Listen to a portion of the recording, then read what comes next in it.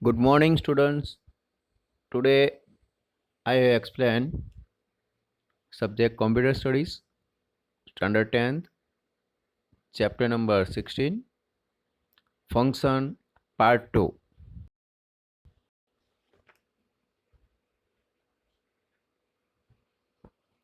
Function Prototype.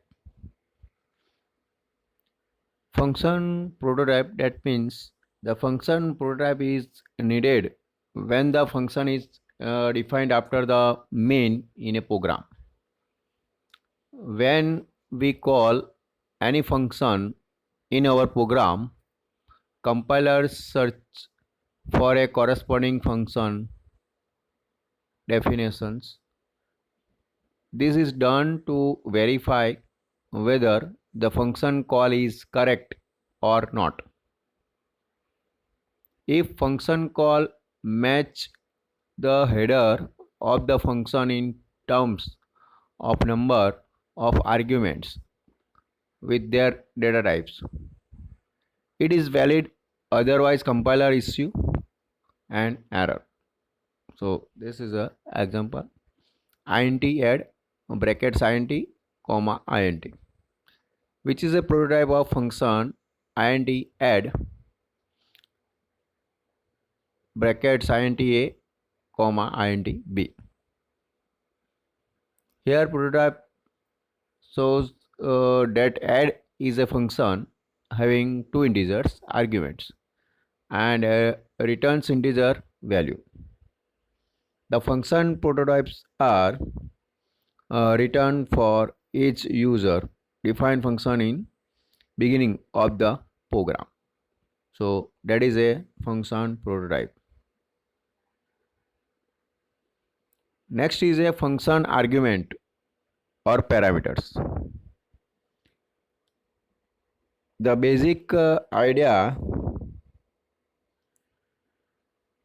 behind using arguments or parameters in functions is to pass data between the calling and the called function. When the calling function sends the data to the called function, it is called as argument or parameter passing. The argument used at the time of function definitions are known as a formal argument. The call to such function needs some number of arguments to be passed to it at the time of function call. These arguments are known as actual arguments. The formal and actual arguments should such match in number, type, and order. If actual arguments are more than formal arguments, the additional actual arguments are simply discarded when actual arguments are less than formal arguments. The unmatched formal arguments are initialized to garbage value. Also, any mismatch in data type of argument will result in garbage initializations.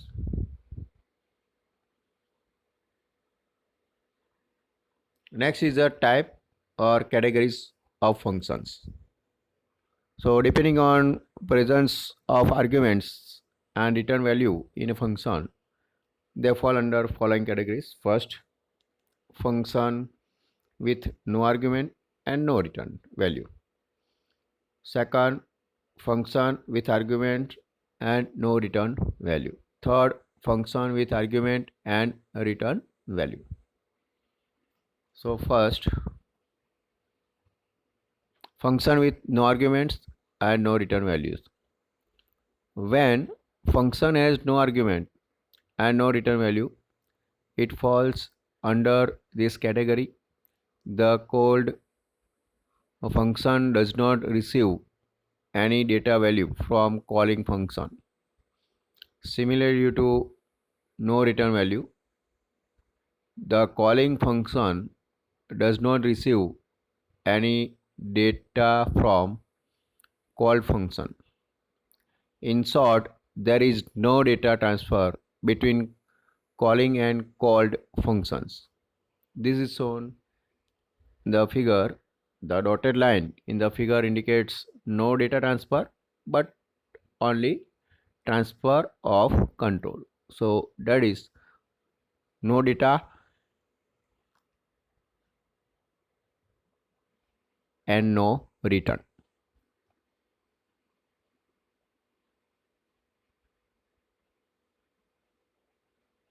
Next is a function with argument and no return value. The communications between the calling function and the call function with the argument but no return value is shown in figure. So that is input arguments but they have no returns value. So that is the functions with one-way data communications. So that is the example. Program to illustrate the use of function with argument and no return value. Void cube int function prototype declarations. Void main starting curly brackets int number printf enter your number and number scanf %d and %number cube number function call end of the curly brackets end of main function void cube brackets int number 1 function to find and display cube of a given number starting curly bracket printf the cube of entered number is %d backslash and number 1 into number 1 into number 1. So that is a cube end of the curly brackets end of the cube function. Save the file and compile gcc filename.c. Successfully compile. So enter the command /a.out enter your number 10. So the cube of enter number is 1000. 10 into 10 into 10. So that is a